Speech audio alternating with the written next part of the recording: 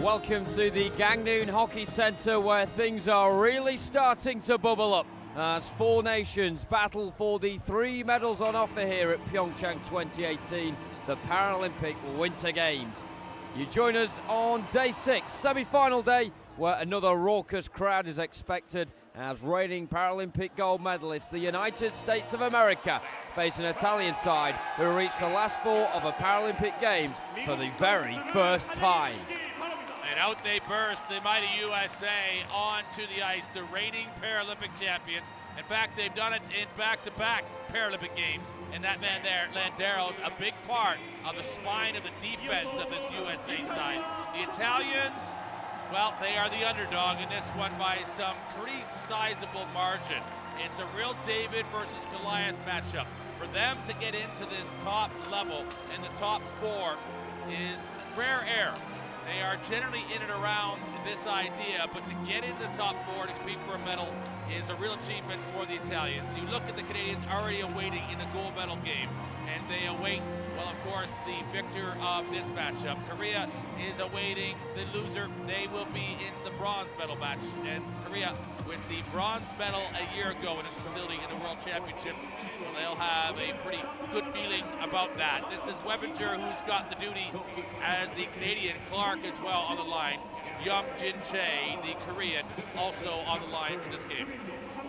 The United States of America in their 5th straight Paralympic semi-final. This is unknown territory for the Italians, and the whole of their roster gathers in the crease for one last team talk, one last rallying cry, as whatever happens from now on, you feel for them, will be a bonus. A pretty recent program as well, since 2006. The Americans have been here before, and they may have some youth in there, but they'll certainly be guided by the likes of Guy Gosling, who himself, it's his first Paralympics as head coach, but he's been part of this team before on the coaching staff. And what a great roster they have to choose from.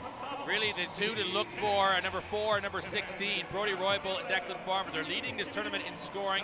It's Farmer who's got the, well, they both have 8 goals. As we look across at the Italian, Massimo Durant, and you say probably reflective and probably quite realistic about the task here ahead for his side. He's got a few different choices between Stilitano and Arado in goal.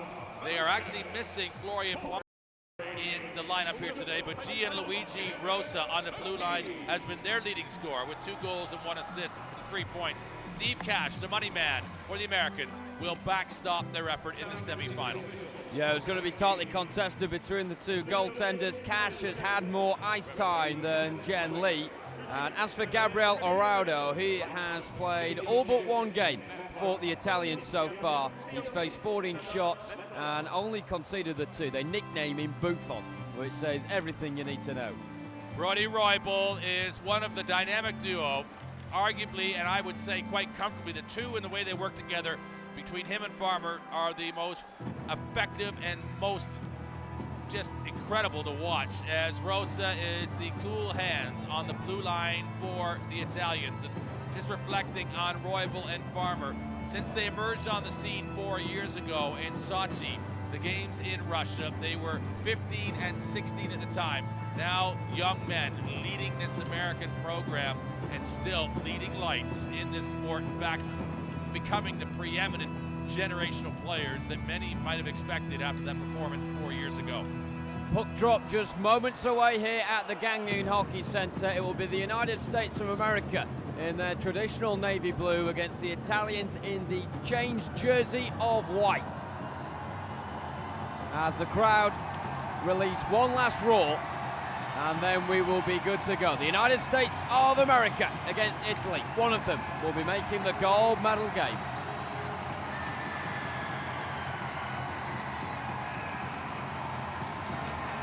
And where we are with Misevic, the first to compete and win the face-off in this semi-final. And Landeros away, Rosa being clattered into early on as Italy look to get the intense pressure onto the Americans, and they release the first shot of the game as well. That could be courtesy of Kaufman.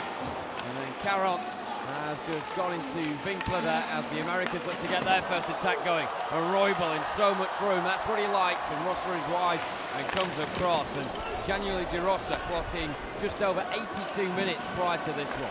That's an effective play by Rosa to be able to take out Roybal in his first effort. Here is Roybal now, though. He's getting a little bit more freedom, not quite in the position he likes. Audacious loop over the net. Goodness me, that would have been one heck of an assist if someone could have put the cherry on top of the cake. Landeros now is the one curving around and flicks it across. Misevic with his back to goal, had no idea what was going on, but Araudo pouncing, making sure that puck is dead. That's one of the Roybal tricks that he's got up his sleeve. He will actually take that puck onto his plate. He does it here on the backhand this side, as this is Landeros trying to make a feed in front. It's always a good play that could have just as easily gone off of the back of Misevic and gone past Araudo into the Italian goal. Face off then in Italian territory, and Declan Farmer's first involvement.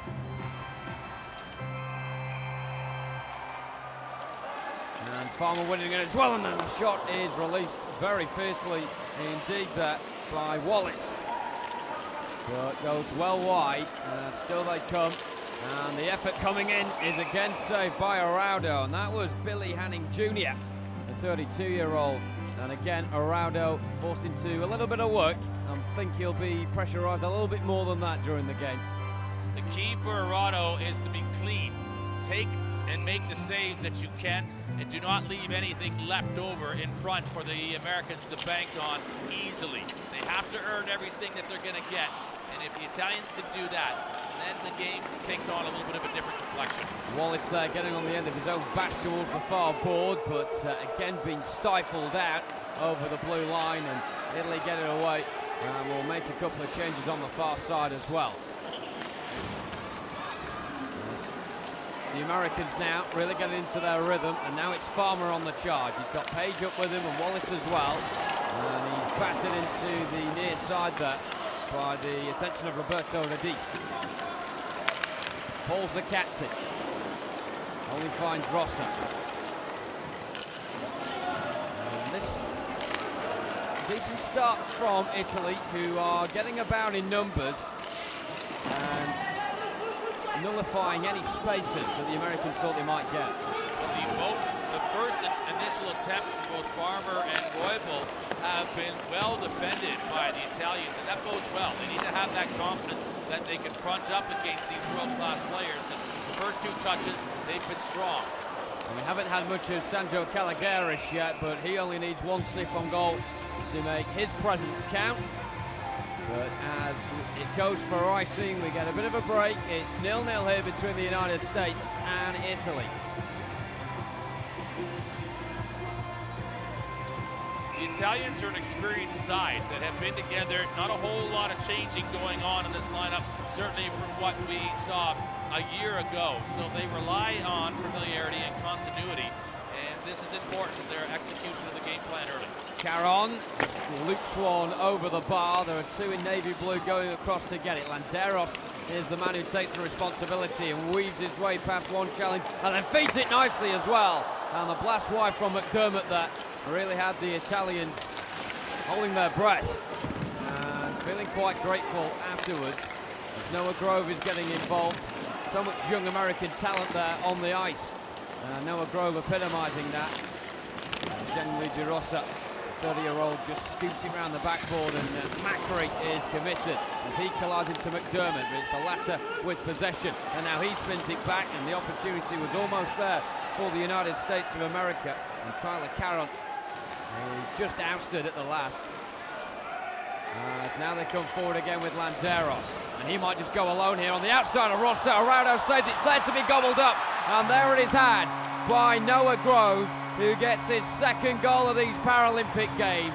A muted response from Guy Gosling, but that will be a bit of a relief because the Italians were defending manfully, but inside the first 3.5 minutes they have been broken down, and Noah Grove has got it.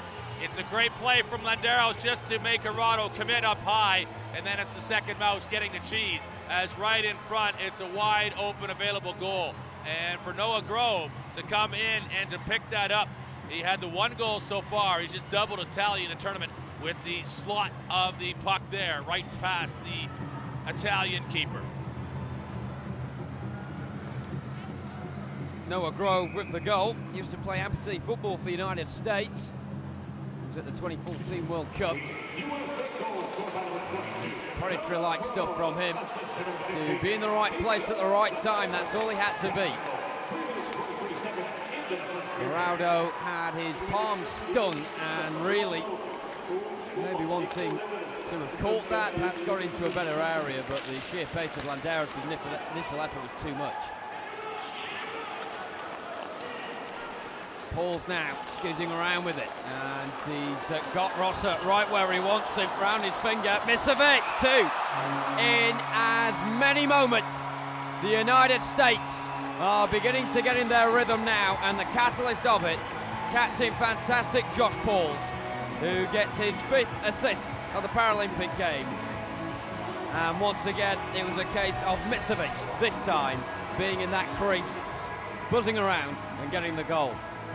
It's the offload here. Misovic has had an outstanding tournament. This is his 3rd goal, but he goes to this left-hand delivery, and it's just so fine as he's able to find room just under the elbow and the body of Araujo in the goal. But to be able to come back and use the left hand, he looks equally ambidextrous, and you see him as he's chewing away there the gum. He is the center iceman now, and he really fronts this #1 unit with Roybal, and then as well on this flank here. Here they come again. Now Roybal wants to get involved, and Araujo has just about, has he stopped the...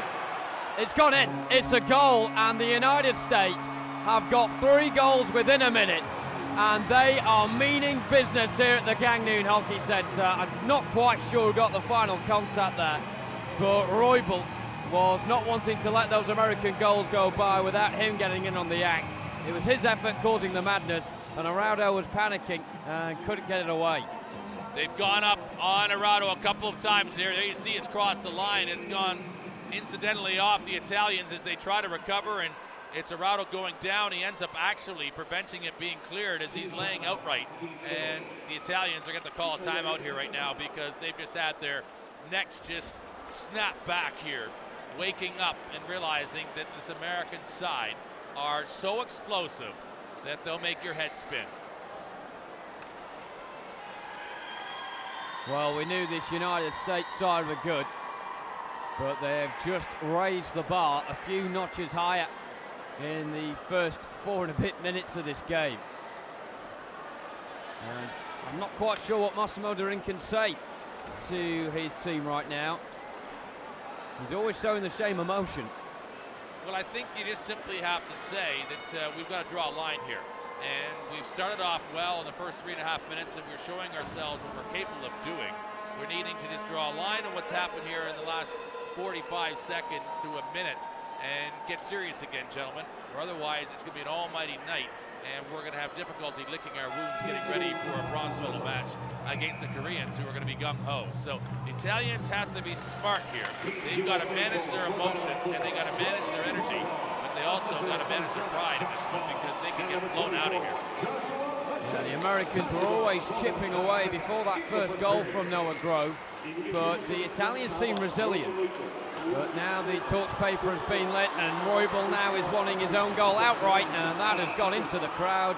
Well, thankfully the net was in the way, but the ones in the crowd were certainly making sure, and glad that the net came to their safety. Roybal is, I think, the most electrifying player in the world in para ice hockey. He has the speed, he has the power, and he just has a sense and a nose for scoring, I think, just a little bit stronger than any other player that I've seen. And what he does is he just breaks games open. He's a game breaker. As we watch the goal from Farmer that starts things, well, it's a Grove goal. It's Farmer with the shot. And we've seen that 3 successive times. The elevation of the shot, and then this here from Misovic, just electing to go back down low again. And so they're very clever, are the Americans, how they change the pace. They're much like an American baseball pitcher. They've got a curveball, a fastball, a sinker, and whatever you need, they can offer at the right time. And this right here is just an almighty bunt fight. And unfortunately for Araujo, he's not quite hungry enough to get there first.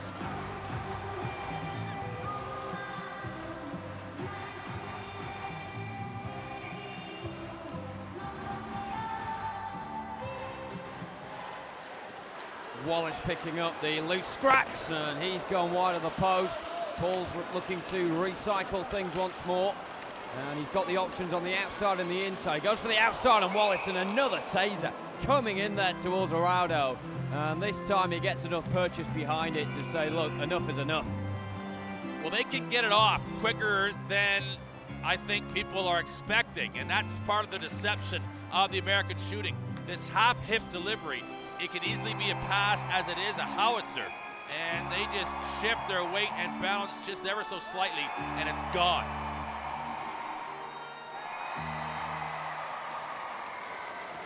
As the effort from Farmer is tipped over by Araudo on this occasion. This is an onslaught by the Americans right now.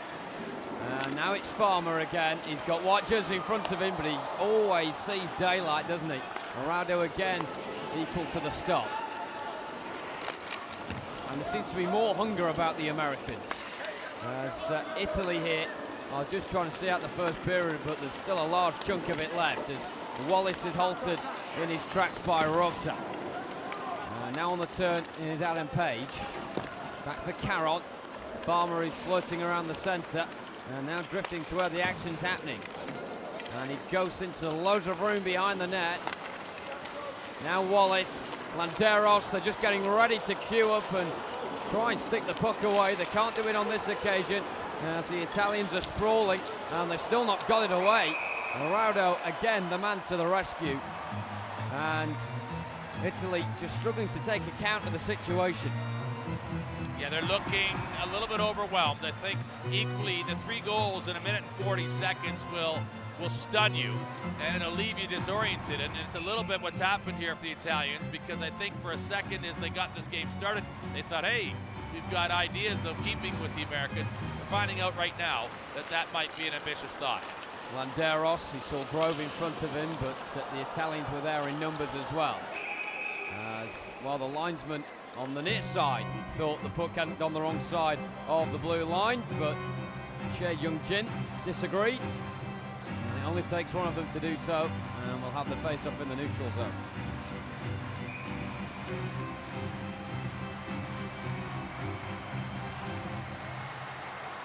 And the United States coming out on top in the face-offs. They've won 80% of them so far.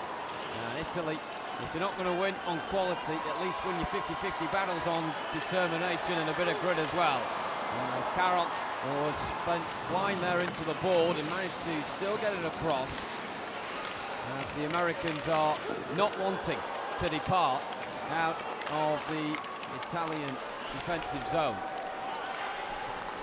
Grove again with a switch to Carroll, who's seen quite a bit of the action on that far side.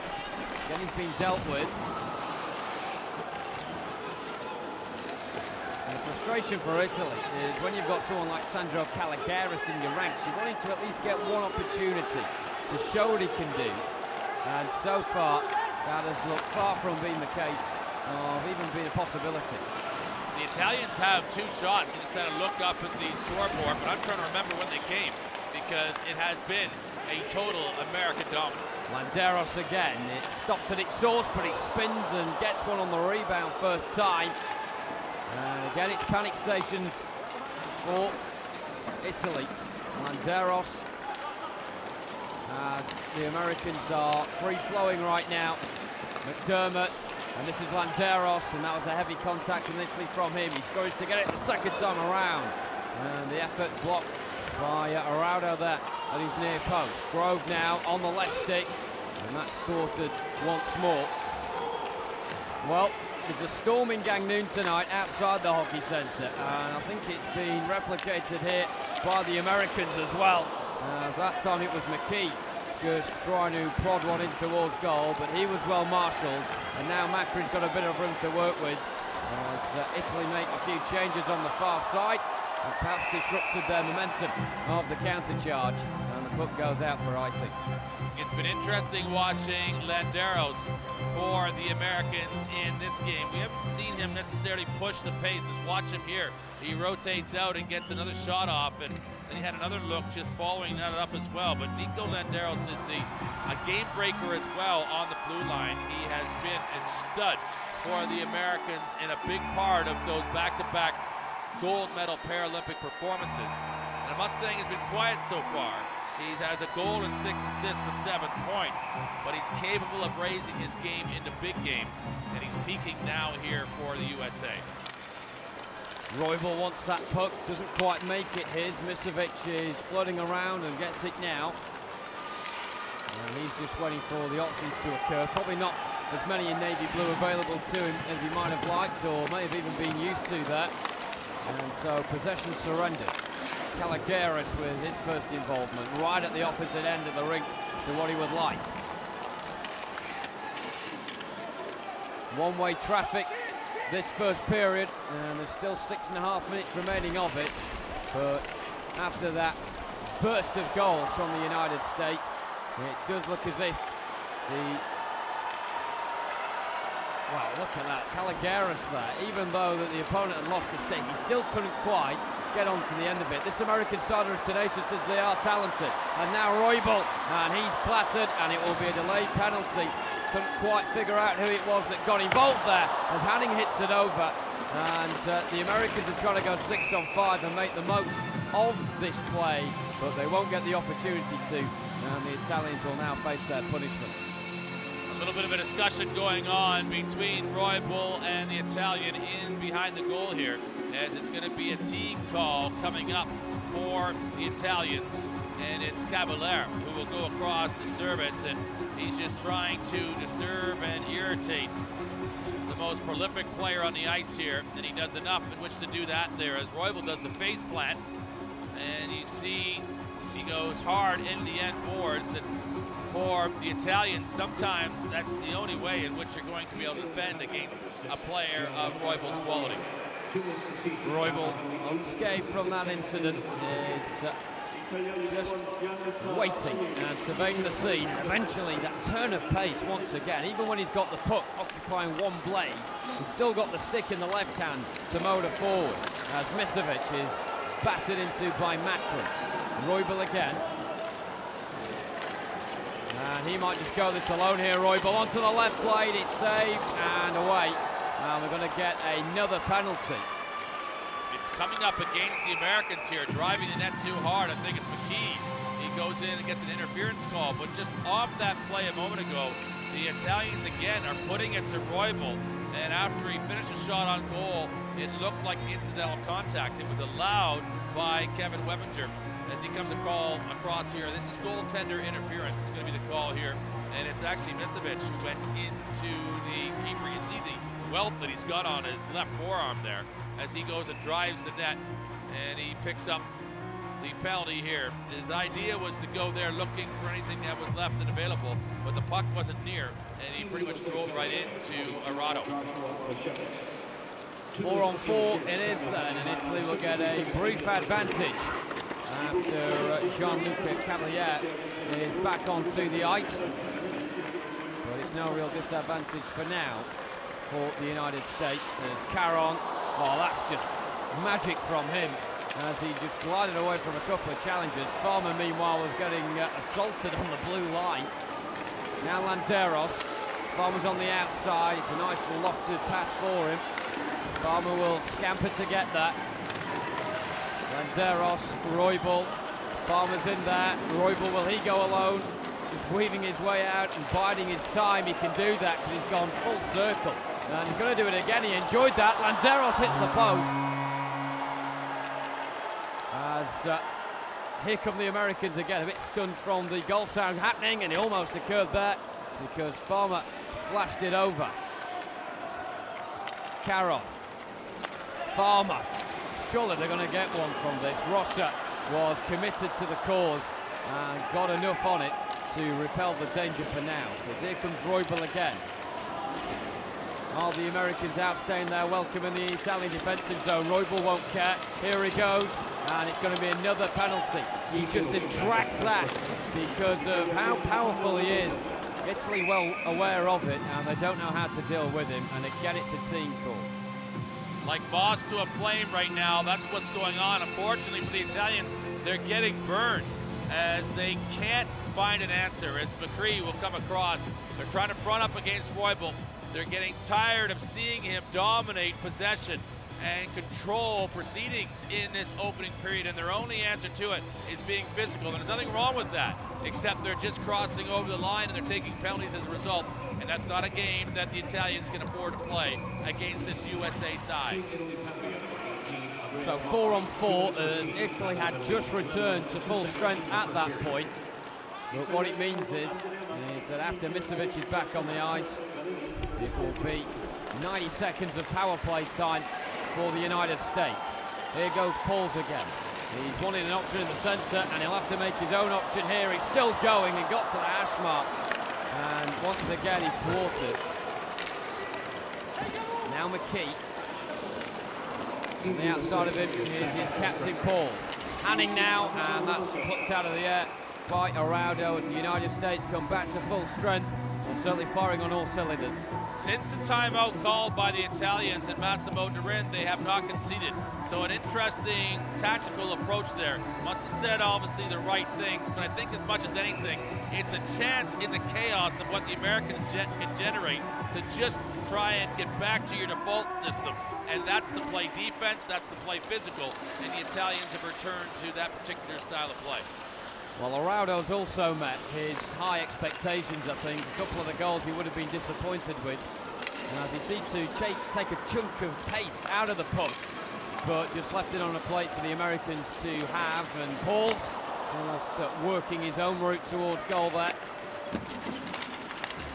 Misevic in the corner, and Landeros will take ownership instead. Again, just toying with the right stick and then firing it across to Wallace, who in turn batters one in, and Araudo again equal to it. And that's an important save for Araudo, because he's been tested when it's been up over his shoulder height and not been able to control the puck, which is more difficult as he's gone up sometimes with both hands getting ready for it. And this one just goes low and hard past him, but it's difficult. As you see, he goes up with both hands. You're gonna have difficulty following your eye through to the glove with the puck's travel. Landeros nudging it forward. Here's Farmer. Bending around, and again he's got the room for the shot, and Araudo having to tip it over, and again those beyond the goal giving a bit of a scare. It's a little bit of a different goalkeeping style from Araudo. He plays front up with his sled and his feet towards the shooter here, so he's square on, and he makes a decision. Both of his hands come up, and you see that he's just trying to wait for Farmer, and he responds well with the blocker and gets it out of play. And Farmer again was trying to find the room for the effort. Roybal, who was credited with that third American goal, and in that scramble, and that's just hit wide with some force by Landeros. Farmer now. Pauls. And Landeros that time was trying to latch onto the end of it. He's smashed away by Rosa. No mercy at all from him. We talk about the power of the shot there from Landeros. We've been in and around sometimes the dressing room areas and interviewing some of the players. You see the physique on Landeros, and you can see it with his equipment on there. He's absolutely stacked. He's in fantastic condition. And the power and the force, he just seems to be able to apply as required, depending on what is needed. But here, just the 10 seconds remaining for the Americans on this power play. Pauls onto the loose puck. Italy reluctant to be drawn over the red line right now, and Pauls will just try and dart his way towards the centre of them. Another penalty coming up against Italy as Farmer takes control. Scoops it for Roybal. Roybal has got 5 in front of him. It won't be the case for much longer as the delayed penalty still stands. The Americans going 6 on 5. And eventually the call will come from Kevin Webbinger. Well, the instance there where you see Roybal just propelling himself, controlling the puck on the back of his right hand, and then just continuing just to propel himself with the left hand. There's really no reason for the Italians to go chasing him. If he wants to go ring around the rosy, you've got to stay home, because eventually there's going to be the insert pass. The damage is going to be done from in front of the goal. But Roybal right now is getting his money's worth from this Italian defense. So is Farmer, but particularly Roybal, because he's been on the puck so much. He's getting a little bit of a rough ride right now. And the referee calling a timeout there, with the United States leading by 3-0. It's a great pass here for Landeros. He had that far left of goal just labeled. He puts it right off of the post though. And then just the shot from Josh Paul staying with it. He had to wait and go a long ways in which to finally find the angle. And that last little bit of good defensive work by the Italians forces him into a bad spot. But Itachi will get the elbowing call. And for how much longer can the Italians continue to take penalties against this American side and not expect to be scored on? They have been able to draw a line since that third goal. Farmer on the outside. Misevic again into the one, just sniffing around the centre. Roybal will fire in towards that area now with some venom. And it scoops over the net and is met by him once again. Roybal just trying to be the trick master there with the outside of the left. And now Landeros has fired it in. Well, the goal was coming, wasn't it? And the United States of America finally managed to catch out Italy on the shorthand. And they now lead by 4-0. Just too much space here for Landeros after Roybal opens it up for him, and they gave him that pocket. That was the problem. The Italians actually end up turning their back on him. Not a player you can afford to do so, and Arado is just trying to inch his way across there, and in doing so, he's not going to be able to front up against the power and the location of that shot from Landeros. Talk about his strength. He shows it there as he's fading away with the right hand, just how much he's able to get behind that shot. Tremendous force.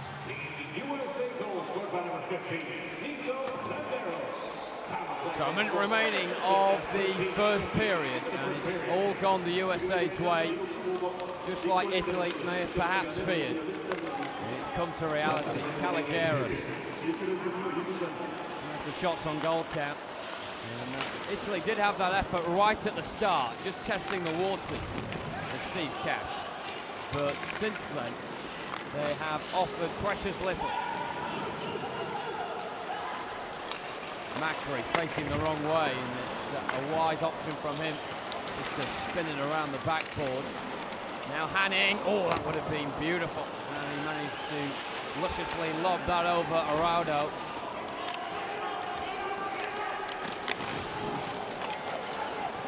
Italy have to make sure they keep doing the basics right, because this game looks out of reach. But you want to make sure that damage limitation is in full force, and that's gone in. It hit the inside of the post, and the Americans are just going higher and higher, and right before the intermission, they get a fifth. Well, the Americans were only supposed to blow the doors off. But what they're doing here is they're blowing up the Italian car, and there is really not much it can be said here. With 4.3 seconds remaining in this period, that is a punctuation point from McDermott to make sure that the USA finish this opening 15 with one more strike. And Arado is breached.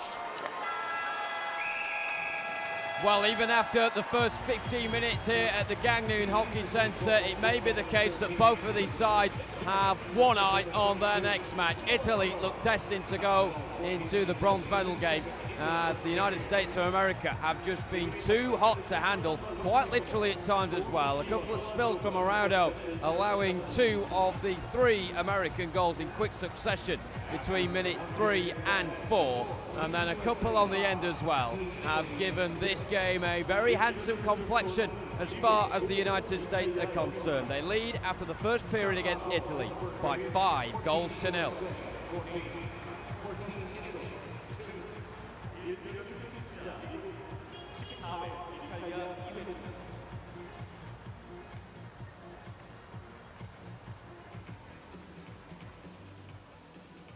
Ladies and gentlemen, your attention please. Unattended property could be considered a security risk and may be confiscated by police. Please keep your belongings with you at all times. 안내 말씀드리겠습니다. 방치된 물건은 보안상 위험 요소로 간주되어 수거될 수 있으니 개인 소지품 관리에 주의해 주시길 바랍니다.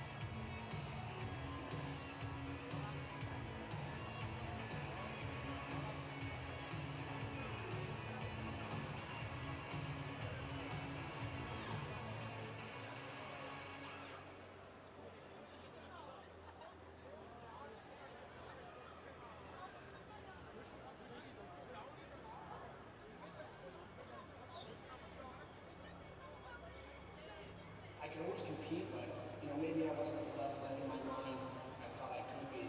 Really, that's why the Paralympics are such a great thing where, I get to come out here and jump on the sled and I get to say, okay, what kind of athlete am I really against an even playing field? In 2006, right now, I was 18 years old, and that's where I won my early gold medal. I'd only been in sledge hockey for a few years, but I've been hockey for a while. I wasn't very good in 2006, so I had to do whatever it took to get on the team. Now before the game, my focus is who can I go ruffle on and ruffle on. Hockey's given me some of the biggest highs in my life. It's also given me some of the lowest lows. One of the low lights of my sporting career was Vancouver. That's probably why I'm still here now. I need to prove that I can take that loss, come back and win in the future. We were really starting to rebuild our sledge program after that 2010 loss. So if anything, that loss was probably a catalyst for kind of what we're doing now. We've had great experiences in Korea every time I've been there, so I expect this one to be no different. We had our testament there last year for the World Championship, and we won a gold medal there, and so I'm thrilled to go there and put on a show for the Korean fans. 3 months before that one game in Korea where we beat the U.S., we beat us 5-2 here in Canada, but that was the wake-up call we needed. The U.S. beat us so bad, so many times. They forced us to get so much better. They forced us to get so much faster. They brought the best out of Canada. So can we win yet? Yeah, we definitely.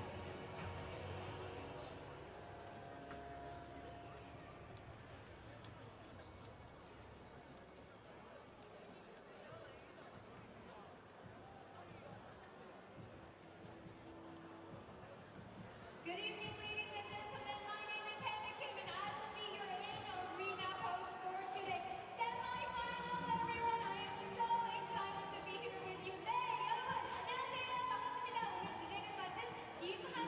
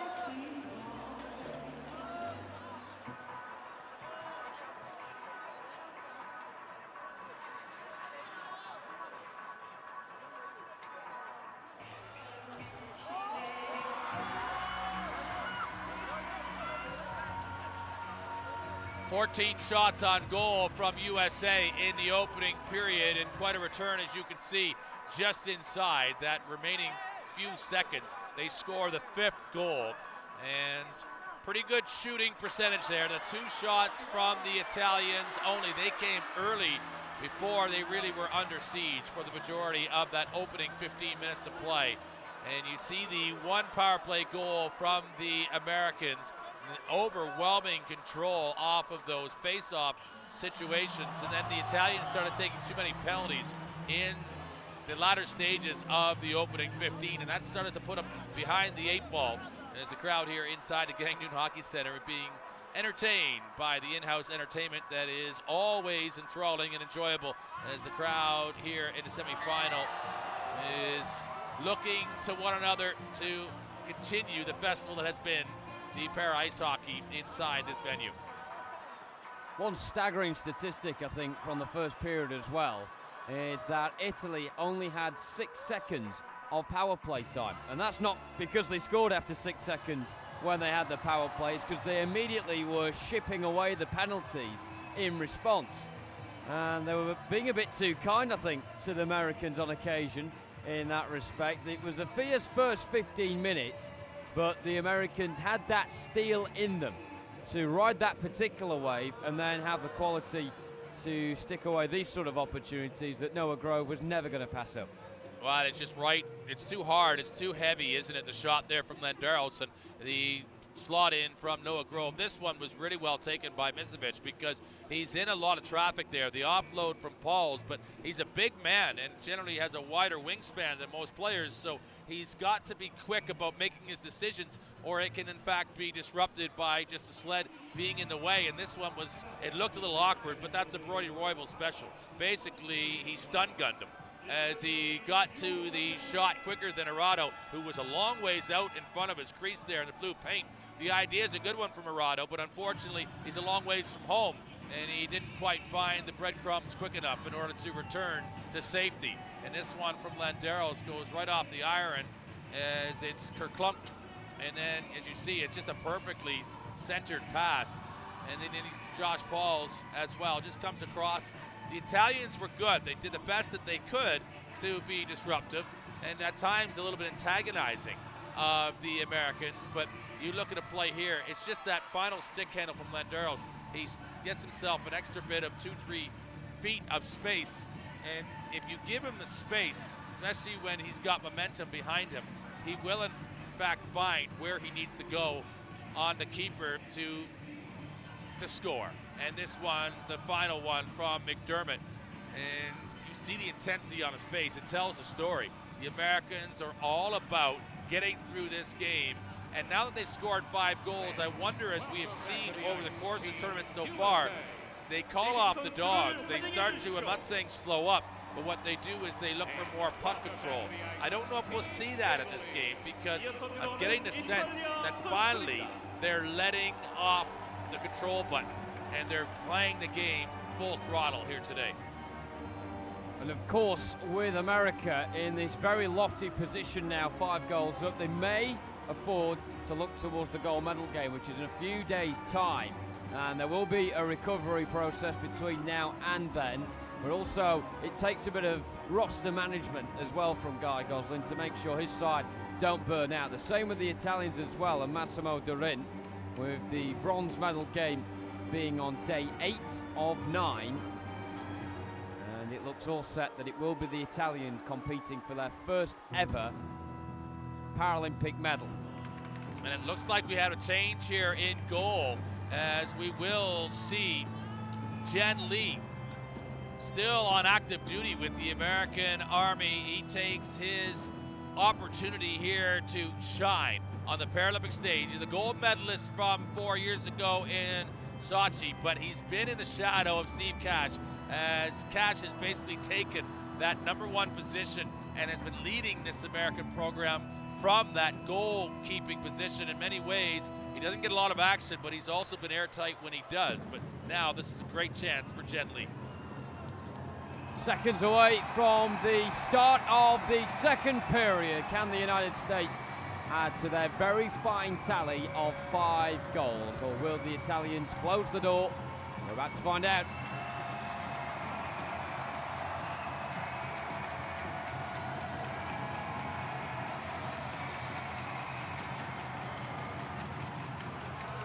And there we are. Misevic is tenacious, but he's going to lose out as the Italians win the first face-off of the second period. It's something that they didn't fare too well in the first, with the USA coming out on top on 86% of the occasion. It's a fair point being made that if you're not able to front up against the Americans in live play, when you come to a controlled opportunity there to compete 50-50 for the puck, you have to find a better return for your efforts. And the Italians, that really is just suggesting that they are totally, really without the ability to compete with the Americans if they're losing that many draws as well. Cavalier, as we just saw that Kalagiris have his first effort on goal. A good time to do it as well, just to test Jen Lee on the American goal. Now at the other end is Landeros, who's got loads of room to work with. Kalagiris actually the last man back, and Landeros is squeezed towards the crease and has to put it wide in the end. There was so much pressure around him, he wasn't really given the time to think and pick his spot. Well, interesting here as we watch Landeros come in my mind starts thinking about just what Landeros can do in big games. And he has been asserting things from the defensive position here for the USA. And in the most, he's been dominant on his own. I've seen a little bit of Josh Paul's bringing that to the table, but just looking at this American lineup and how they are attacking offensively, where their strengths are coming from, as Landeros will even come in and take this draw. Misevic ordered away there in the face-off, jumping the gun somewhat. But we're now back underway, and Misevic will indeed be the one to get this puck back into an offensive play. Being tracked all the way right now by Covino. Spin away from him, but he puts it into a loose area, and this is Larch, chance for Italy, and he went a little bit too far there, Larch.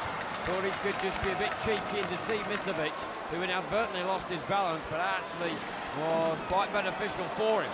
As Landeros is steamrolling forward again, and they're onside the Americans as Roybal, I don't think was expecting the threat through. He thought Landeros would go for goal. That's a good idea, in fairness. The challenge is because Landeros has been so assertive in this game. You're right, Roybal was anticipating that he was going to take the shot. He's already scored, showed his power. Chance for him to do it again there. That one deflected at source. Covino, the latest to feel the hit of the pellet. It's now with possession on the United States on the near side. Karen has worked it towards Roybal. Roybal's got a line of white jersey in front of him. Well, trying to track him. Roybal facing them up again and giving it to Caron now, who's going to pull it across. And Misevic, is he ready to sweep up the rebound? He's not. And he was checked there also around the goal area, but Italy just getting the job done no matter how ugly it is. It's important to see this Italian resilience and staying with their program of trying to be physical against the Americans. Farmer, delicate flick back for Wallace, and Wallace can just hit one, and it's saved by Araudo. I don't know where the puck went there, but it didn't go in. Wallace will probably be feeling with quite a bit of the far side of the net to aim at. He should have scored. Araudo was down in the fetal position, and it's Stilatano, rather, as we've had substitutions in both of the goals. As you see Stilatano just rolling outwards there. Misevic with the rough ride coming in. So as well, as you see, it's Stilatano at 45 minutes in one game's play. His save percentage was really quite shocking in that one. And 37.5 was it, but he's playing better here in the second period.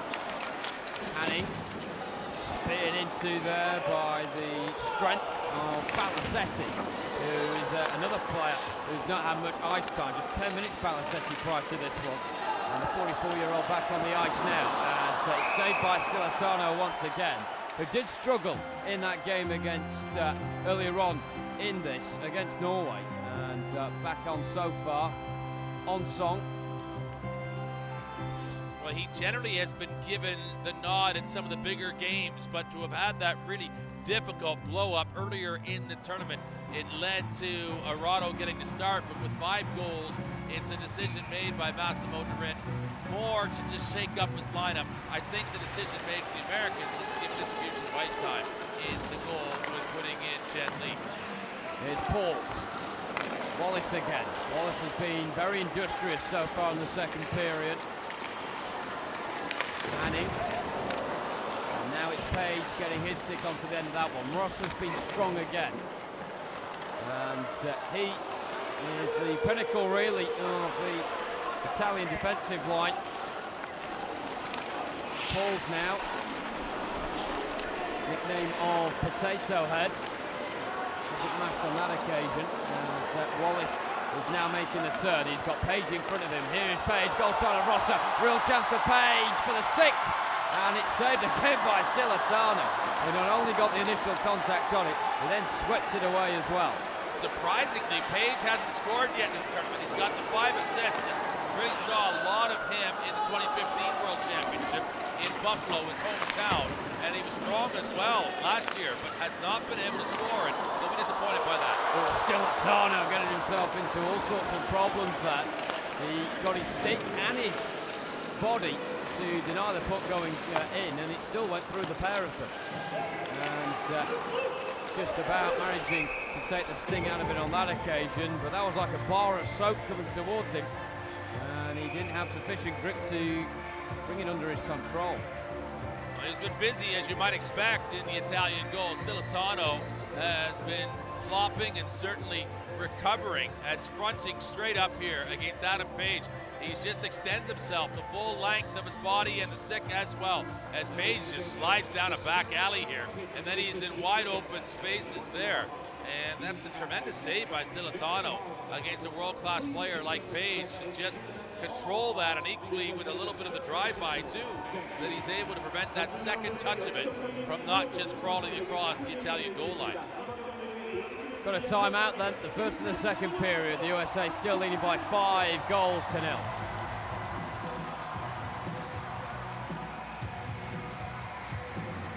Guy Goslin looking up. We actually see the breakdown of some of the minutes played so far in this game on the score clock over the center ice logo. And it's often kind of interesting, I think, just to see where the distribution of ice time for both respective teams is being allocated. That one not going to plan for the United States, who are pegged back into their own defensive zone. And it'll be Landeros, who back at square one will look to get things ticking again. Landeros did well there, didn't he, Grove, to just halt himself on the blue line and stay on side, and then that's gone towards Stilatano. And the referee halts things. And once again, a scary moment for the Italian goaltender, who can afford to smile after the referee blew his whistle, because before that it was looking pretty ominous.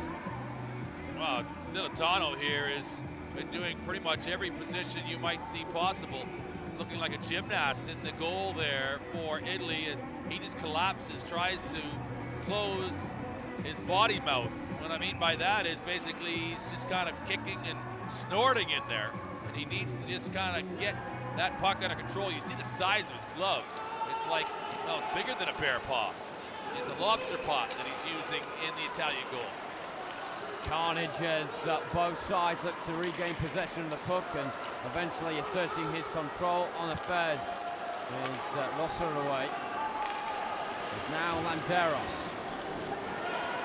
A storming game, Landeros, and he's right at the heart of it once more. McDermott on the outside. And that's the block coming in from Fraser Radis.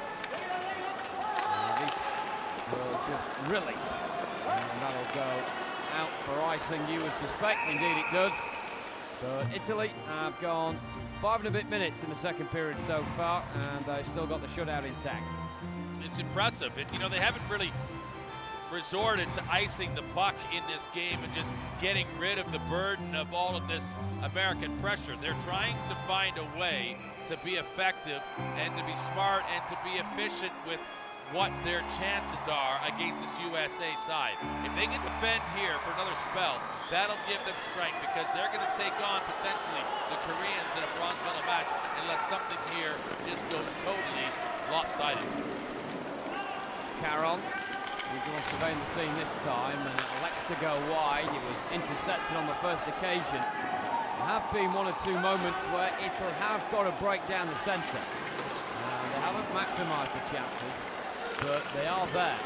Landeros, he's got room now to exploit. He's got 3 white jerseys flopping around him. And still Italiano again, the last line, able to make the save. Swatted away almost by the Italians. Stick lost in the process as well. That was Balasetti. And the pace of this game increasing somewhat as Italy are beginning to get the teeth stuck into it. The key's low effort is missed at the far post by Misovic. Italy certainly possessing the sort of strength the Americans have got, not really in terms of pace, and that was a very heavy check indeed on Andrioni. Roybal epitomising that sort of pace. Look at that. Keeps on going, Roybal, and he was undone there by McKee, which is unfortunate because Roybal almost stole the show. Well, Roybal just comes on the on-ramp here. He's in first, second, third. He moved it into fourth before he got a chance to go to fifth. Unfortunately, McKee just unhooks his wagon there as we watch Landeros with the left-handed delivery. We've seen that he can do it with both hands. His right hand's his dominant side. But Stilitano has been an inspired move by Massimo Durin. He has come in here, and we talk about just the contortions in which he's getting himself into in that Italian goal.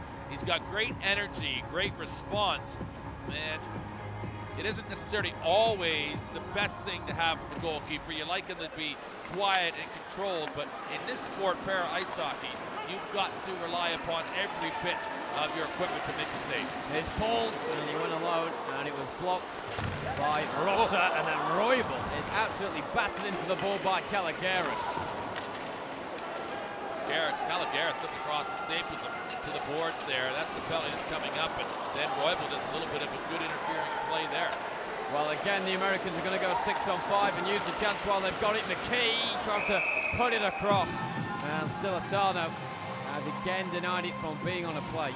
Interesting there, Roybal, who's getting the ire of the Italian defense right now. He actually gives a little bit of a stick in return to the Italian player, and he's frustrated.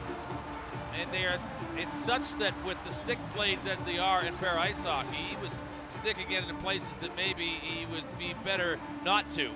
As this is the contact, and you see him exhaling right away. Caligaris comes in, wants to play him strong, and it's always going to be an awkward collision. But he'll go and sit down for 2 minutes or less. You expect that the Americans, the way they have been circling the Italian goal, are looking to go on the board again here now. Caligaris, maybe frustration from him because he's Italy's main man. Perhaps wanted to be the one stealing the headlines from this game. But he's had to make way for the likes of Roybal, particularly Landeros, who actually Landeros has clocked up the most minutes for the Americans so far, 13:52.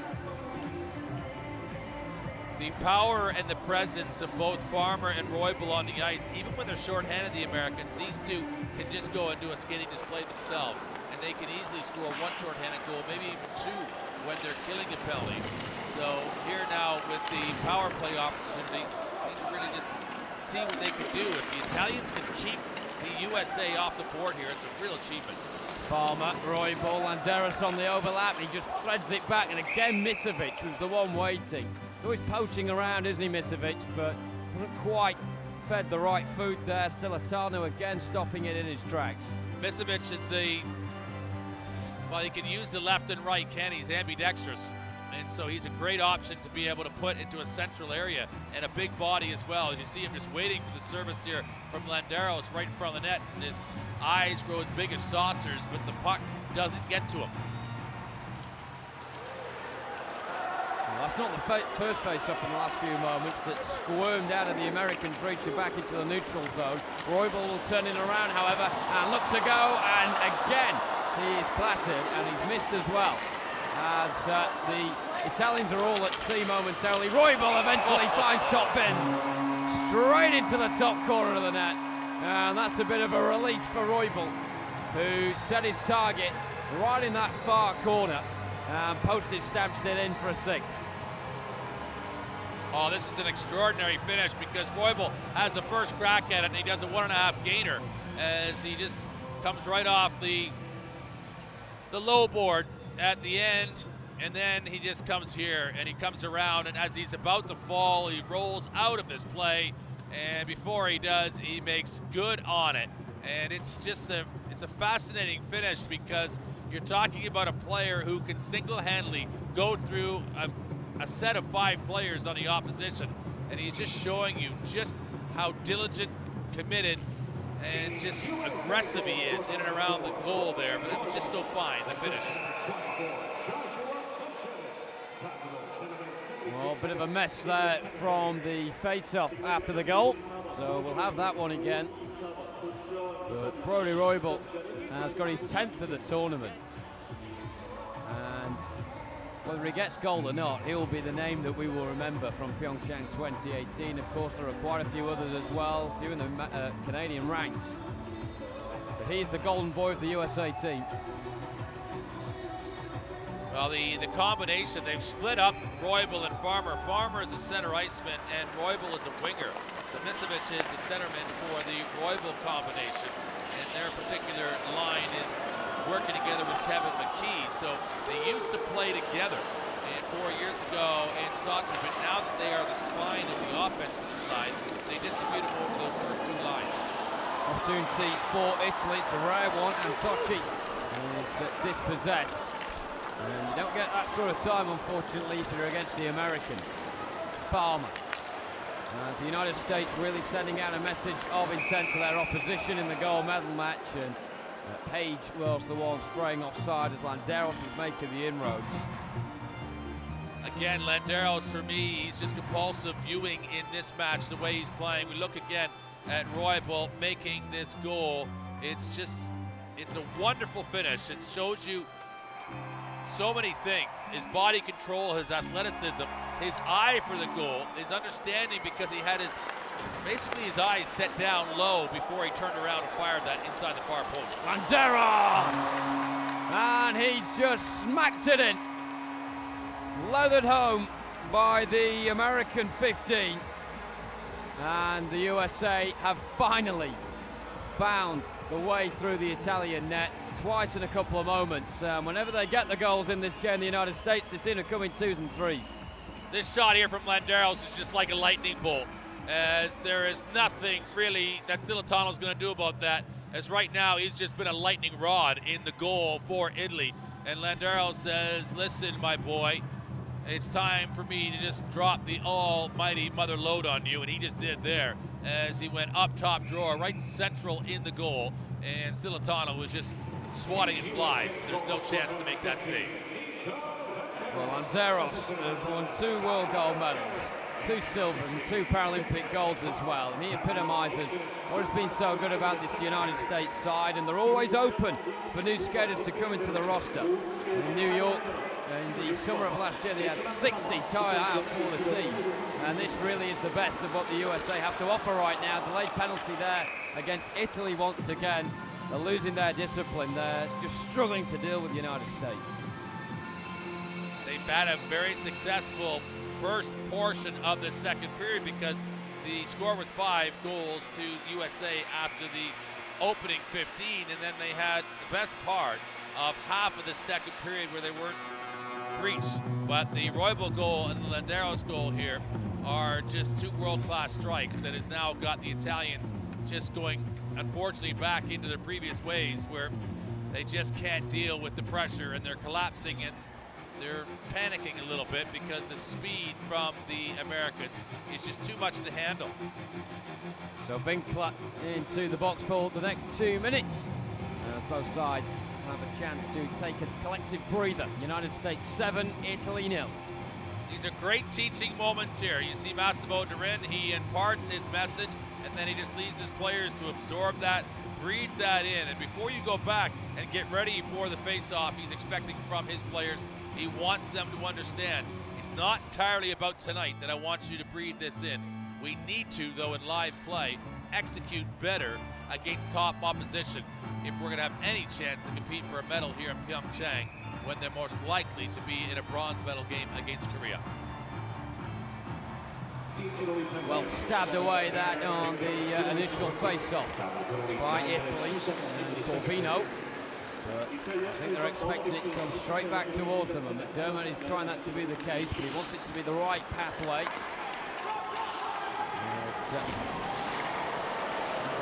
Grove getting dumped into there, and Paul's now ghosting his way through into the centre. Paul surely. Oh, what a save by Stilatano. Well, he's made a few in this second period, but that's probably the best of the lot. McDermott, as the Americans are trying to extend their own highlights reel here. Here's Hanning, and that's low and blocked again. Kalakira's back on defensive duty. Once again, a big melee in the crease.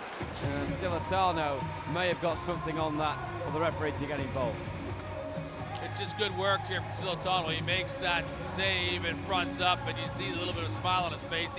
He's loving it. He's right in his element here, and any goalkeeper, they love the rubber. They love the shots. That's what they're there for. You're a different breed if you want to be a goaltender, whether in para ice hockey or in football or whether in hockey, any of the goal-related sports. You think differently, you see differently, and you thrive the action. Hanning. That was always going to happen, wasn't it? Because he was going straight, and so was De Pauli. Neither of them seemed set to go on a different trajectory. They just went sledge to sledge, and both surviving out of it. Now the United States coming forward again. Dodson. McDermott. And McDermott, will he go alone? He will. Stilatano again saving it. No one can pluck it out the air. McDermott can't, and he's at the outside of the frame. And again, getting the crowd oohing and ahhing, and Stilatano is probably putting in more work in the last 10 minutes than he's had to possibly in the last 10 matches, because the United States really peppering his goals. Well, he's having fun here now, isn't he? As the first shot comes in here, and he gives that one every bit that he can provide in order to defend it.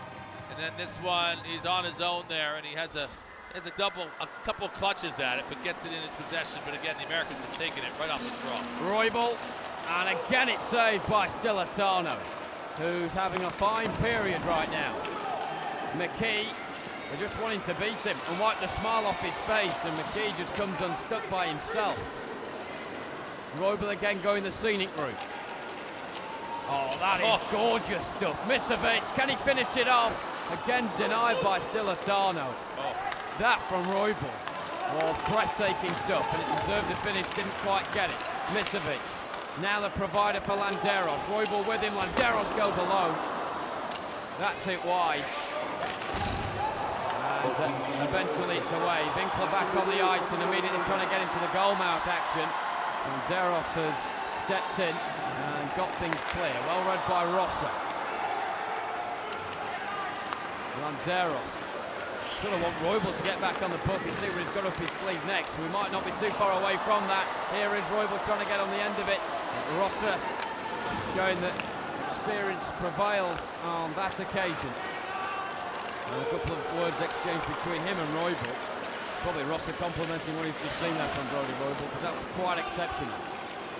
He reminds me a lot, Brody Roybal, in his stick handling ability and skills of Patrick Kane of the Chicago Blackhawks. He just has that extra ability that others do not, to do things with the puck, and his deftness, his delicate touch at high speed.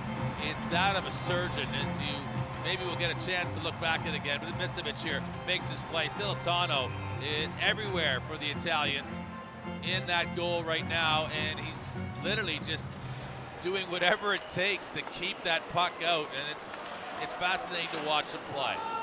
Pauls just sends it into the corner, and there were two Americans there onto the one Italian, who was Macri, and Farmer is denied by Stilitano this time. And the win on Stilitano as well. He was one of a host of Italians who were inspired after the Turin Paralympic Games in 2006 on Italian ice to just get involved with this sport. And the way it's progressed ever since is fantastic. Paralympics after Paralympics, they finished a place higher. And this time they'll finish at least 2 places higher than 2014. It's a great story because not every program has that progression. Obviously there's peaks and valleys for any national program, and in the personnel situation in Paralympic sport, some of the countries, as you say, 60 athletes competing for a position for this American program, so they have the constant competition for places. It isn't entirely the case for every country. So to be making that progress, as you see a lot of the same players with this Italian side, it says that they share the same dream, that they want to go as high as they can on the Paralympic stage. And as you say, they look like they are going to be competing for a medal, at least have the opportunity here in PyeongChang. Still got some defensive work to do in the meantime, however. Final 2.5 minutes of the second period, which seems to have gone on quite a bit longer than the first. And that's credit to the Italians, who have not let the flair of the USA completely override them on this occasion. Farmer! Oh, well, not on every occasion. Stilitano still got a little piece of it, but there was too much interest on it from Farmer to be repelled. And the United States supporters are loving what they're seeing right now. Farmer hasn't planted too many seeds in this game as yet, but it doesn't mean he's not going to come and harvest, as he just racks that one around and goes off the glove. I think a little touch from Stilitano, and then up around and in off the post and into the back of the rack. And Declan Farmer needs no invitation in which to go and put the biscuit in the basket. Declan Farmer in his own little personal battle right now with Brodie Roybal. He's got 9, Roybal's got 10. Maybe can equalise it now, and again, it's forceful from the Italians, who are trying to make their physical presence count. They might not have the quality of the United States when they've got the puck, but certainly defensively, they are just getting bodies in the way whenever they can. This is Page. And Hanning again. Hanning getting quite a bit of ice time in this game, which is good to see.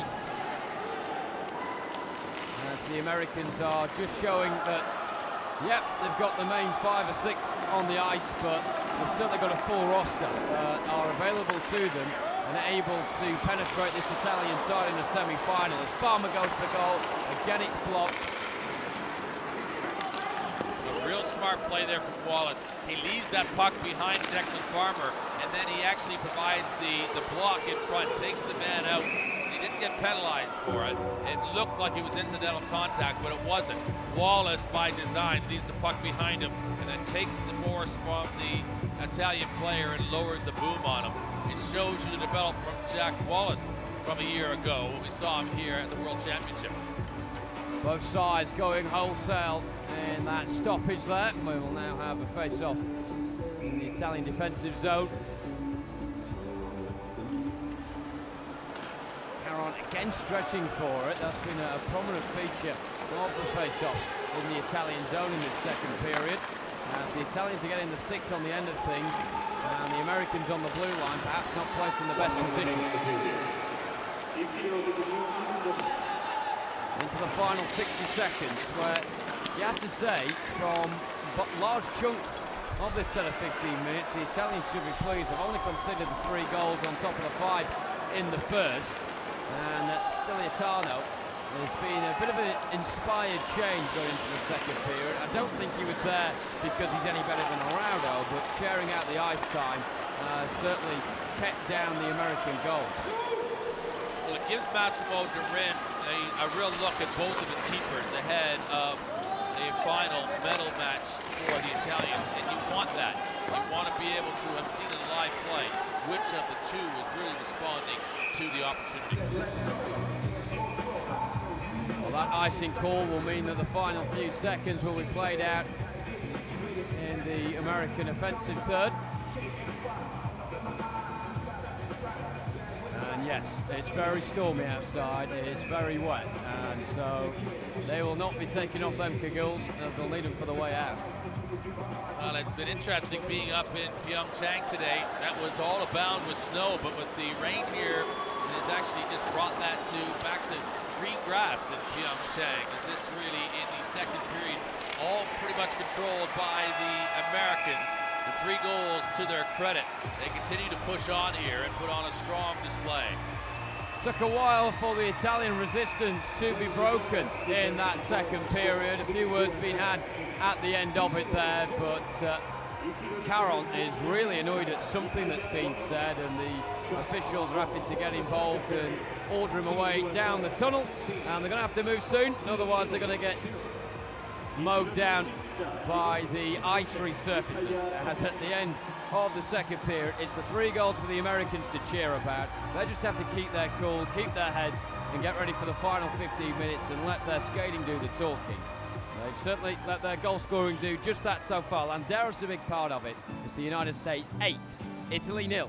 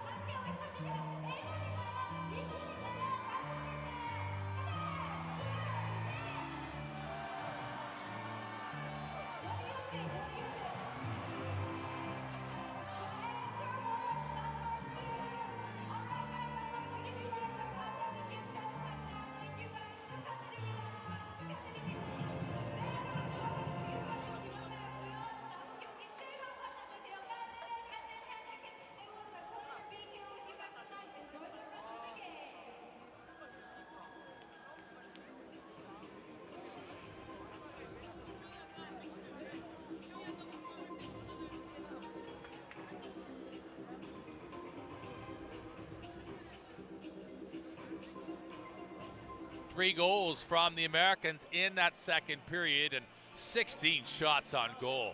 Not a one from the Italians, and it really wasn't entirely what you thought the flavor was of that second 15, because the 3 conceded was probably acceptable for the Italians. 30 shots now. That really is prolific stuff from USA to have created that much volume of activity on the goal. There was a goaltending change in the Italian net with, we're now seeing Santino Stilitano in there. We saw a change as well in the American goal with Jen Lee getting some action, as both of the coaches, probably for different reasons, using the personnel that is available to them. And in the net they come, and well, Stilitano, of course, the busier of the two with that sort of shot volume. Those are really overwhelming shots as the Americans pick up a penalty at the end of that second period, and it goes to Tyler Caron. And I think it's going to be a roughing call that he picks up as we look back over that second period. And Stilitano gets things started early. He made the saves from whichever position, whichever part of his body he could, and whatever part of the equipment he needed to use as well. How about that one? To be so outstretched and then to be able to bat it away like a pinball rudder there. And then Page, who hasn't scored yet, is looking for an opportunity to score his first of these games. And a moment there for Stilitano again to shine and to come out here and to impress, and for his coach to be looking on and maybe having a little bit of a consideration to make ahead of what looks to be likely a bronze medal date with the Koreans, as Roybal, this goal here was after he was denied just the moment prior, and then he comes around and he's not perfectly tight because he wants to get an angle in which to be able to get it past Stilitano in net, so he comes a little bit wide, but it is so wonderfully taken as he just wraps it around inside that far post. And Roybal, what he's doing in this tournament is on the brink of history in the sport of para ice hockey, as Landeros there just finishes it with just an almighty thunderous shot and right into the back, high and central, as Pauls as well is in and around the ideas. But Stilitano was as athletic and as busy as we have seen any keeper in this tournament so far. The keepers that you would see or have the great numbers and stats belong to the strongest teams, Canada, USA. But this, for the Italians, a lot of activity coming in as the shot there breaches of, this is the Declan Farmer strike in the left hand. It goes actually just off the chest, and as he's expecting to make the glove save, goes off his shoulders and out. So we talk about the penalties there to Tyler Caron. He gets 2 minutes for roughing, and then he also gets a 10-minute misconduct as well. So there seemed to be quite a bit of discussion going on at the end of the second period. USA don't want to get involved in that, nor do the Italians. They both have medal matches coming up in 2 days' time, and they don't need any suspensions. Absolutely not, as both sets of skaters are back now onto the ice. And we see Nico Landeros. His sister was in the crowd at half-time on the big screen, taking part in one of the in-venue competitions. She must be beaming with pride right now, because Landeros has grabbed this game by the scruff of the neck and refused to let go. He's really been a stalwart of the USA side in the opening half an hour. Well, that's the nature of Landeros. He is a game breaker, and in many ways, he's very powerful, athletic, and potent from that blue line position. And he sets the table for me. Declan Farmer, of course, and Brody Roybal at the front end, but Landeros, how he goes, will determine whether or not it has to be just the lone wolf program of those 2 American young guns up front. You need to have the support from the back end offensively as well, and he really has asserted himself in this game as that prime option.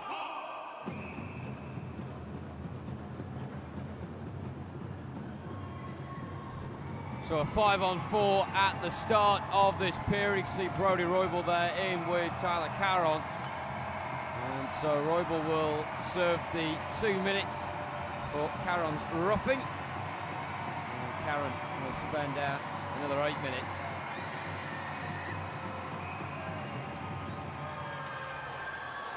Will this be the Italians' moment to get on the scoreboard? We'll find out, as the USA will be very keen for the shutout here to keep up the form they've had so far. And of course, with a lot of what they've done, it's a case of them maybe having one eye on what Canada are doing as well. And both sides have replicated one another's form. And they'll look to do that just the same in the semi-final as well. Caligaris making the venture forwards away from Pauls, and was that an offside against Large or Winkler there? Either way, it was frustrating because Caligaris' eyes must have lit up and the USA have escaped. 2 shots only for Italy over these opening 30 minutes and 34 seconds, and so when they get a chance, you can see from the coaches equally, they want their team, their side, to get a little bit of offensive confidence, and from this opportunity here with the power play, that would present itself as the best chance for Italy in this game so far. Rosser away, Caligaris trying to bring it under his spell on the blue line. He's then inadvertently thrown into the board on the far side. Fleets do with the possession. Half the power play so far, they haven't managed to maximise, but they will look forward to now. This is Werner Winkler, but Landeros on the scene and storming away in one movement from 2 white jerseys. Caligaris now trying to motor forward, not easy when you're only using the one stick, and then he clatters into his opposite number, Dodson. And Pauls will scurry clear. Rosser does very well just to get enough on the end of his stick towards the puck. And then the whistle is blown for, I think there was an offside there against the Americans. Disruptive are the Americans with their speed and their positioning, as Italy is just trying to, with that extra player advantage, just kind of let the puck do the work. But the Americans sometimes, we often would say in this sport, let the puck do the work. It can move faster than the body and faster than your skating, but sometimes the Americans can close down a pass and anticipate it quicker than maybe the Italians can make it. Rosser, really strong, is the Italian number 3, and he's put in the mileage today as well. Just a case that, of course, when you've got a roster like the Italians and a program that's not as broad as the Americans, not everyone is of that sort of quality. Still is banging away at his own rhythm there in his crease. Not quite sure if he's trying to test the resilience of his stick or what.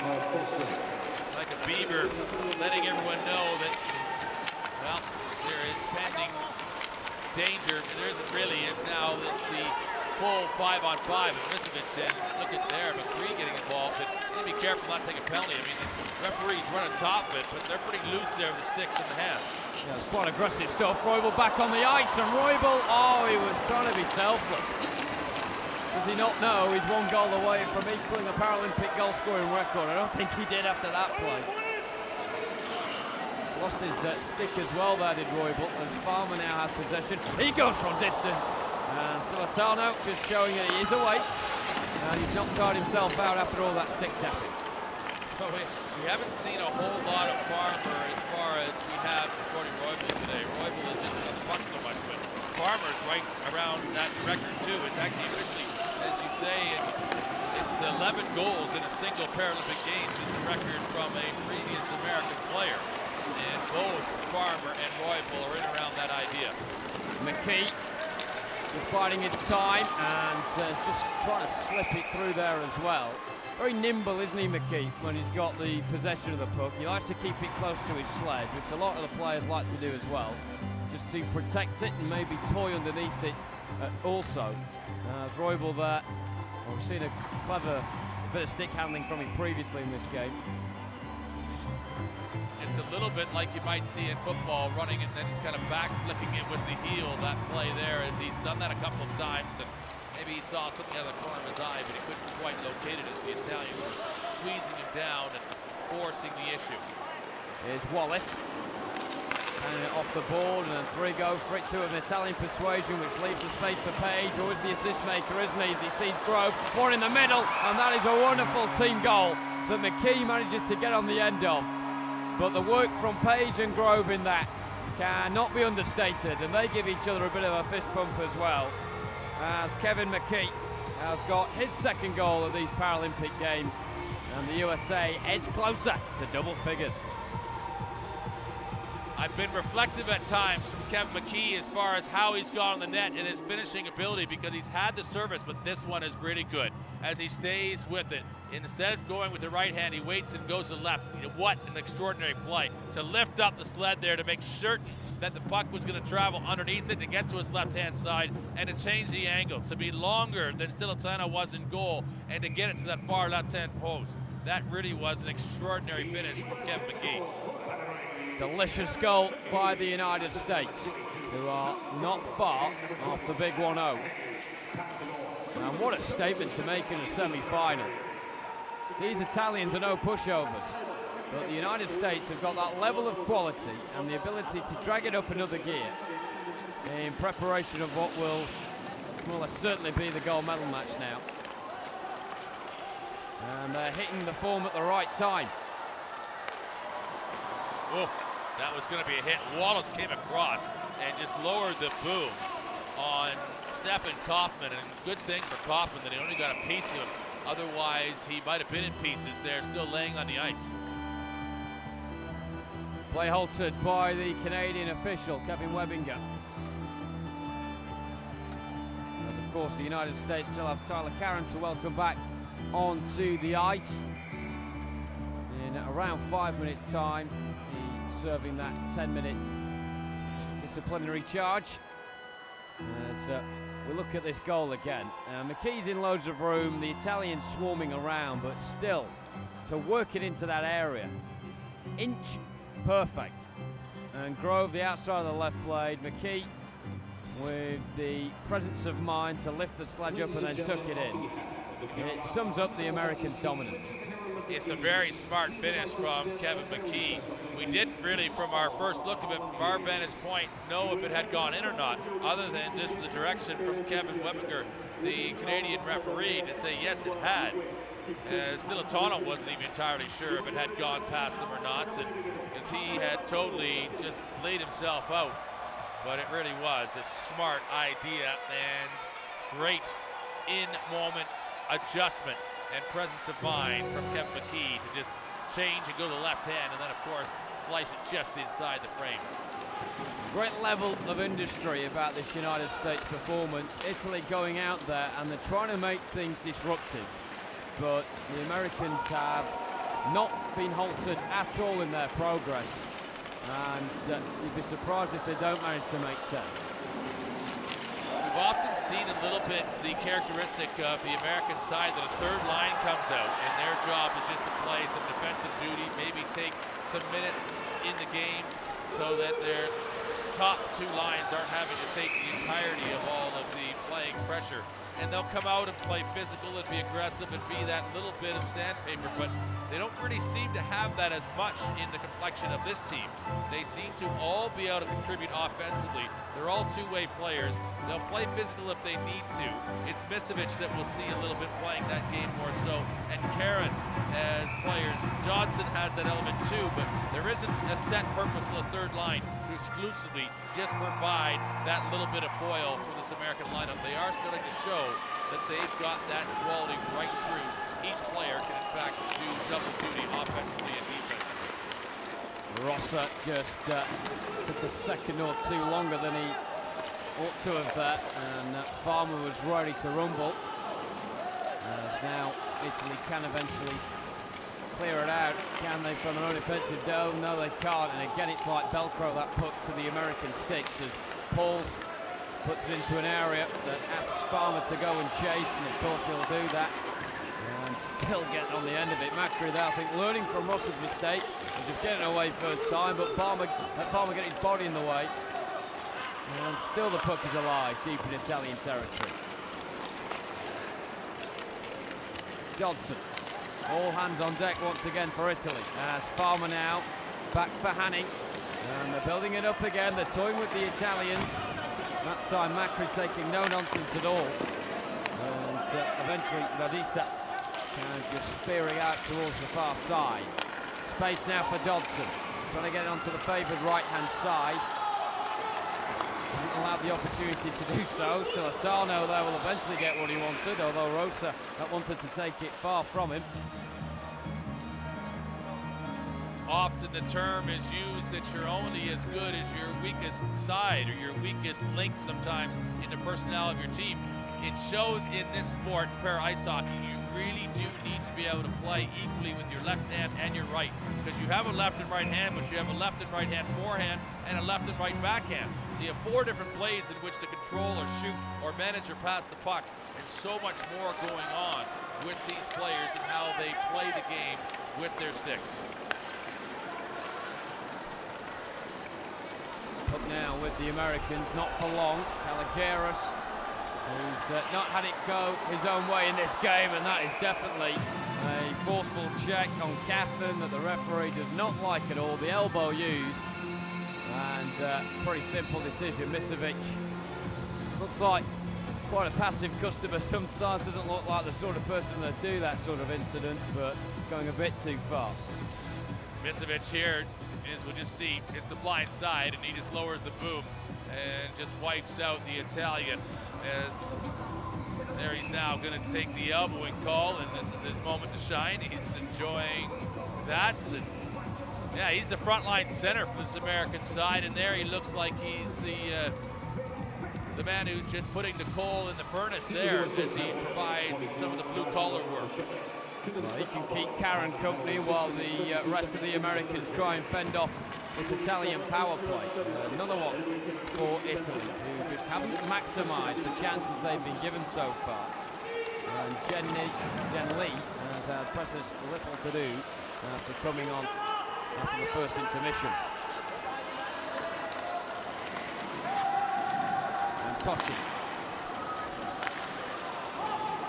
goes left when there were 2 options right, and maybe he's trying to deceive the Americans there. Hanning is not to be deceived as he shepherds things away. Again, that physicality is still there, and I wonder how much needle is still in this one from what happened at the back end of the second period. Well, there was some talking and some discussion, and it looks as though in the most it's the Americans who let that go. They haven't got a real reason to get entangled and involved in that. But we look at this potential record here for Declan Farmer and Brody Roybal.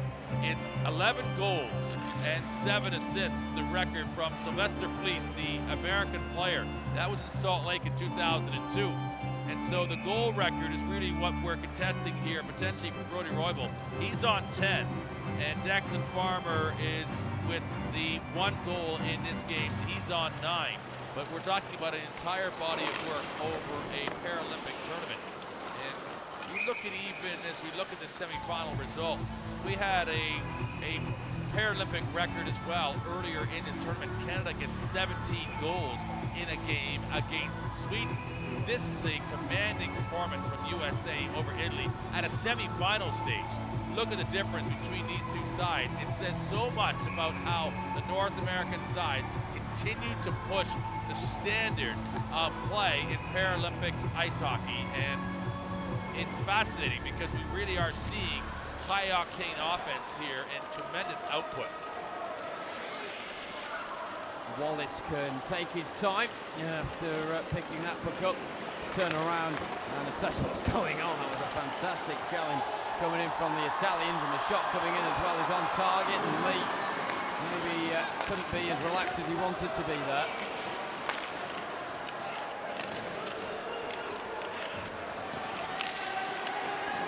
He's getting frantic on the near side as Dodson and Landeros look to compete. And lose out as well. Remember, Italy's still on the power play here. Larch, Rossa, last few seconds for them to do anything about it, and that's gone wide. Took a couple of nicks on the way through, and it's gone in eventually. And the Italians are off the mark, and the biggest celebrations of the game on the ice and in the crowd are for Italy, who have got one back with 2 seconds left of the power play. It's sometimes better to be lucky than good, as this is a situation of the former, where they just stay around and give themselves a chance and the shot comes in, and it goes off the Italian player without a full knowledge of it coming. It's Valerio Corvino, or is it off the American? Either way, it's a ricochet goal. And Jen Lee really doesn't have a chance to defend that. I'm not sure that Steve Cash would have either. It just comes as a good bit of pair ice hockey from the Italians, and they get rewarded, and good for them. They've only had 3 shots in this game, so you wouldn't necessarily say that they are deserving it because of the volume of activity they've had offensively.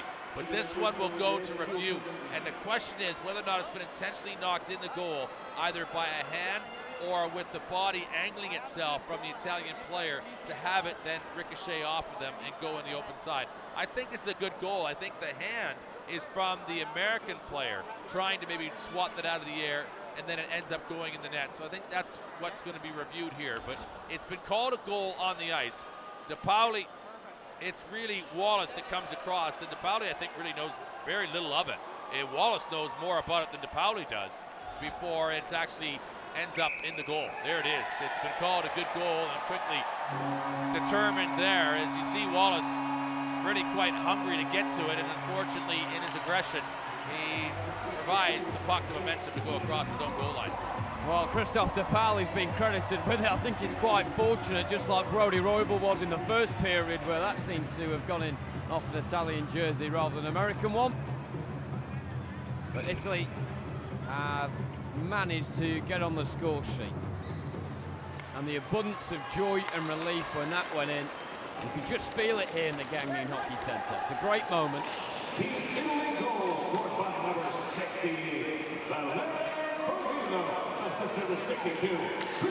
Farmer. Balls is central. Farmer instead will be allowed to strike, will he, again? Dissuading things, the Americans, perhaps just in cruise control right now, rather than at maximum speed. Page has just had that taken under him there, quite literally. Wallace going around the back, once, twice, denied.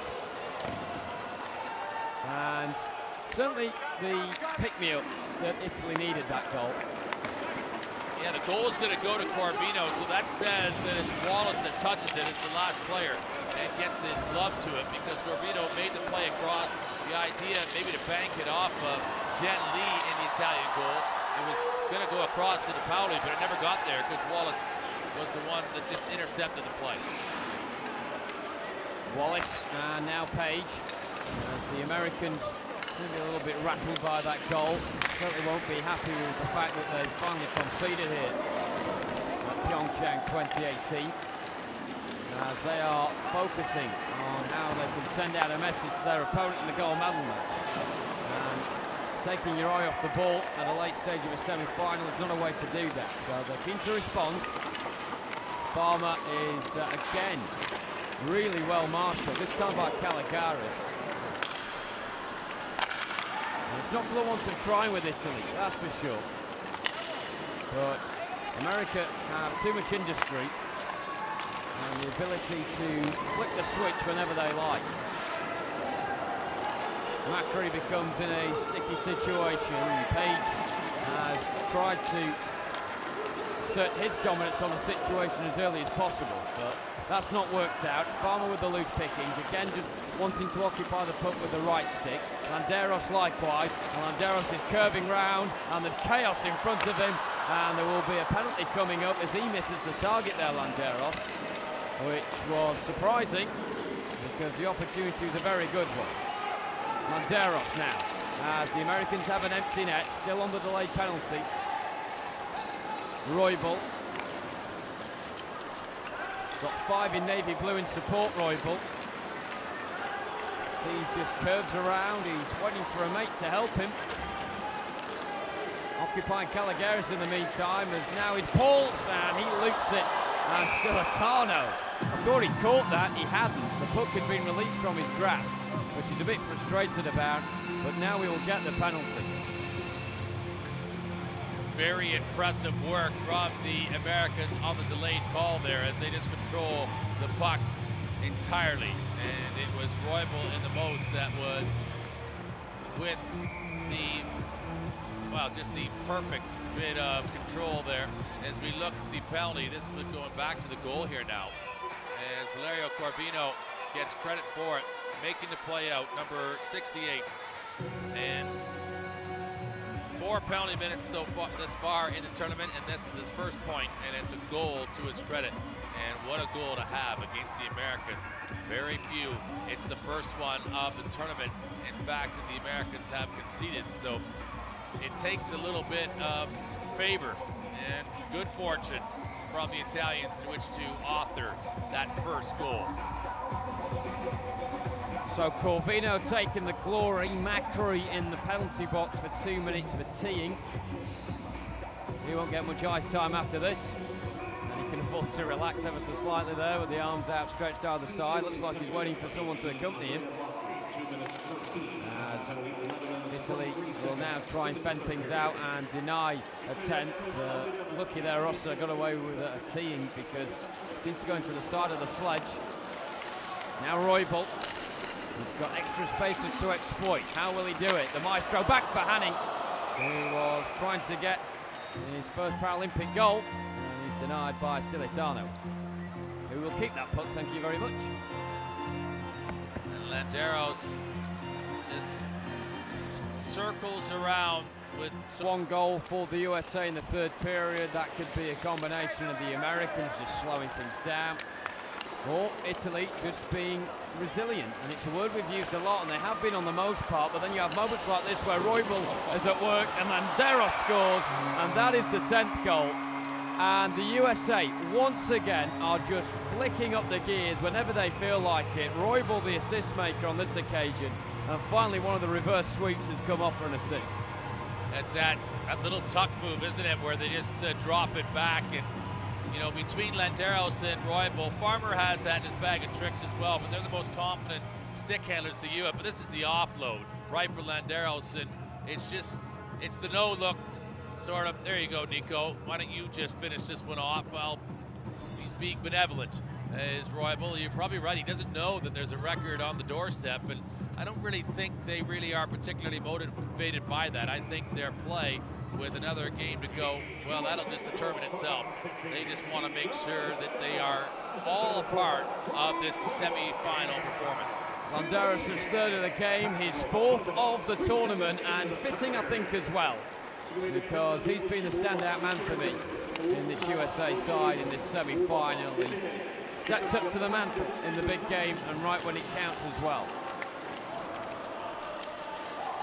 Puck is loose, and Hanning, who has clocked up more game time here than he has done in the previous 3 games, which will only do him the world of good. Now McKee, I think Roybal was fortunate there to be onside, and another heavy collision as McKee was sent packing there by Antocci. Paul's now at the back. Roybal, who just seems to see things a second before everybody else, is going again, and you can't really stop him when he's in this mood because he's just having fun.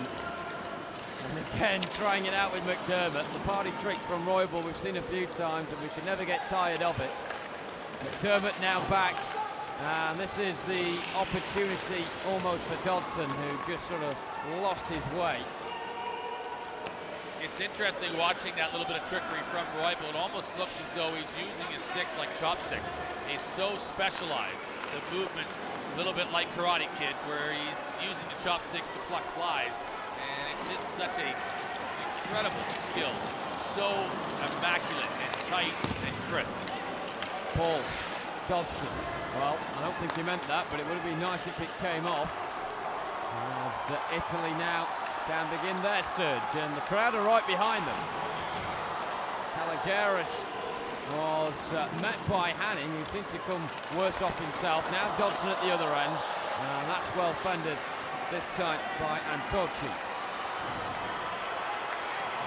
Effort from distance goes wide, no surprise from that range, but safe to say generally he's been asked a few more questions in this period than he was in the last. Well into the final minute of this one. The United States leading by 10 goals to 1. We've got another penalty coming up, and that's for interference. And just waiting to find out who will be making the journey towards the near side. It will be an Italian.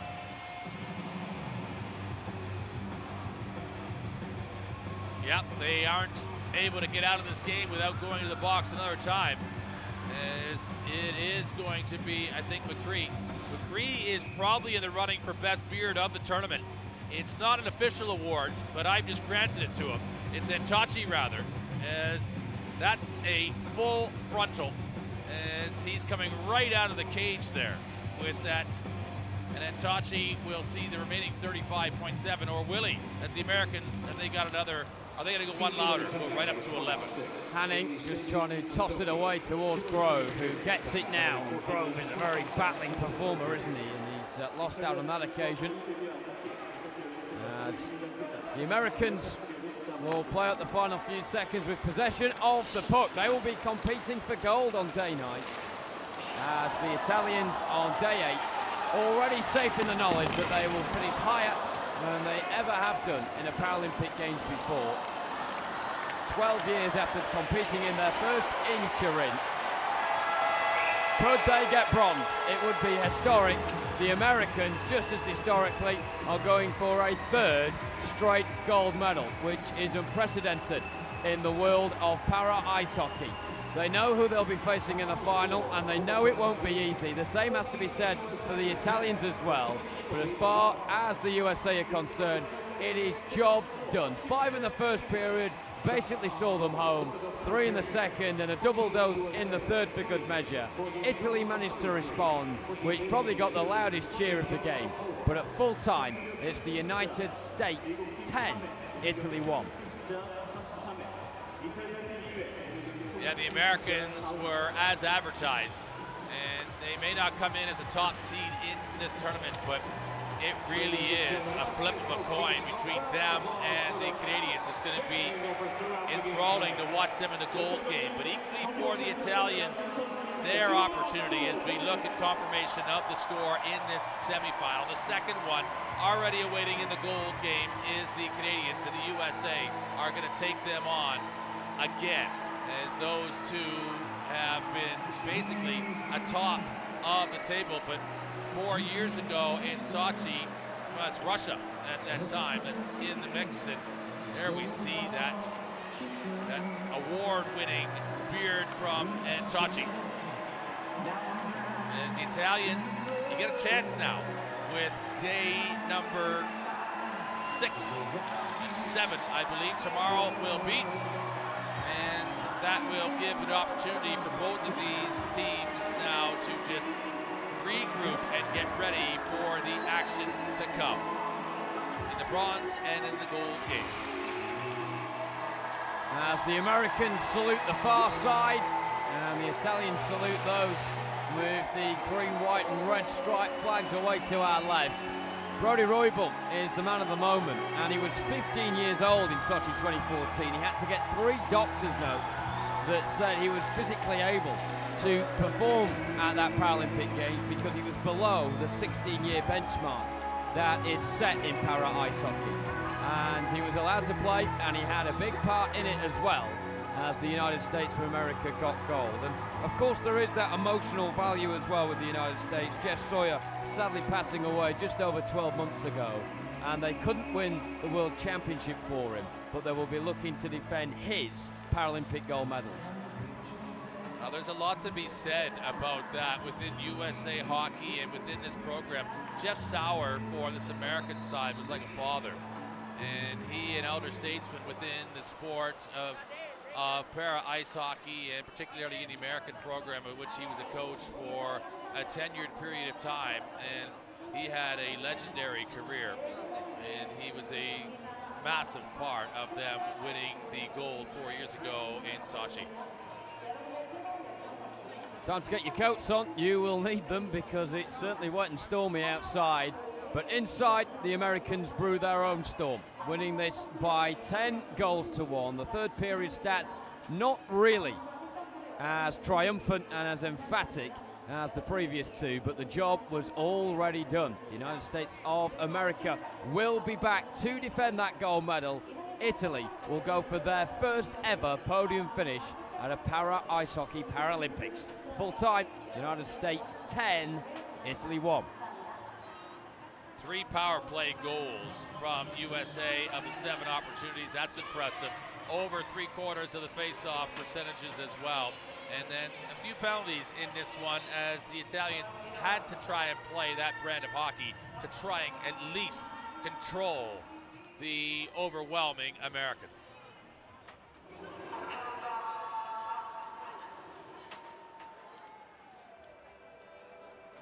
Ladies and gentlemen, the competition is now over for today.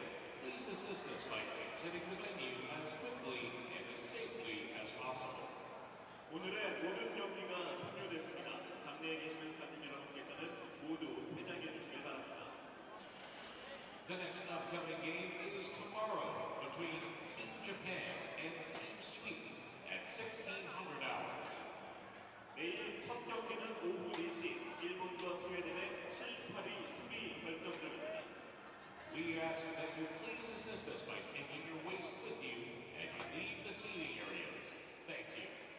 장내가 혼잡하오니 관중 여러분의 안전을 위해 운영 인력의 통지에 따라 퇴장해 주시길 바랍니다. 관중 여러분의 양해를 부탁드립니다. 고맙습니다.